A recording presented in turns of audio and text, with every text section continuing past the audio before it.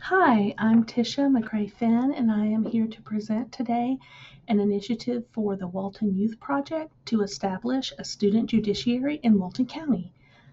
The Youth Project would like to establish a student judiciary in Walton County in order to empower local youth and their families by promoting restorative justice, leadership, and civic engagement. The Youth Project in particular is poised to take on this effort because they operate currently a teen advocacy board that's made up of 31 students that are both high school and college aged.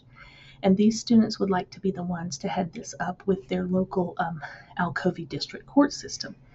Um, the initiative is needed to address growing concerns over the disciplinary gap in schools and the juvenile justice system, where punitive measures sometimes overshadow restorative practices.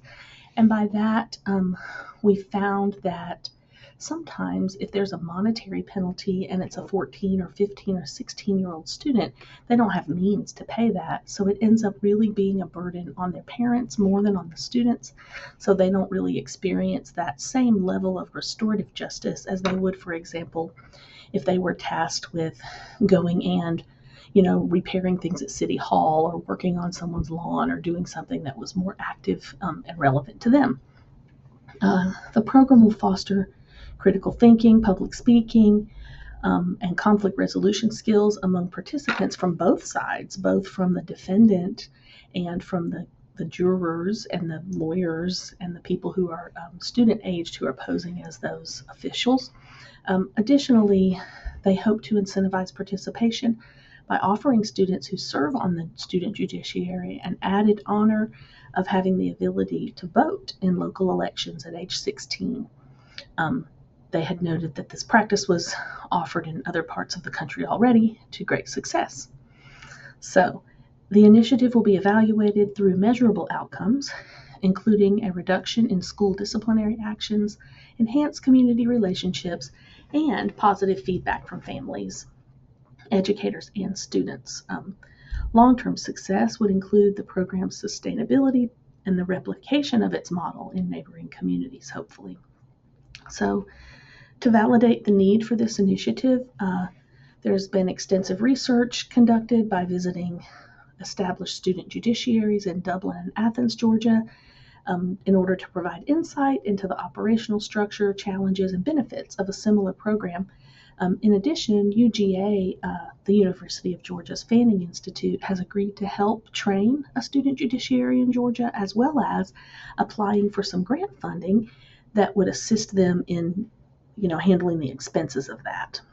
So they have a lot of kids who are interested in it, parents who are interested in it, and it does seem to be kind of a viable initiative to move forward with.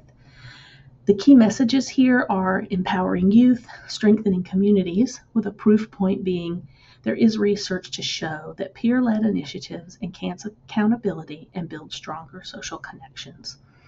Restorative justice in action has a proof point of similar programs in Georgia have already worked and reduced disciplinary referrals by up to 30% in their first year, as well as reducing the strain on current probation officers, which are at a shortage nationwide, but particularly in Georgia.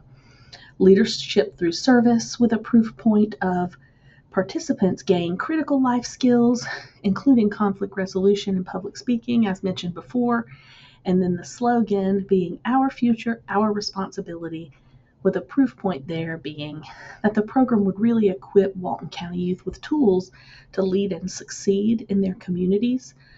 Currently, with some of these charges, students would be deemed ineligible for Hope and Zell scholarships, which are very popular around this part of the country, and they are used a lot to help kids with school.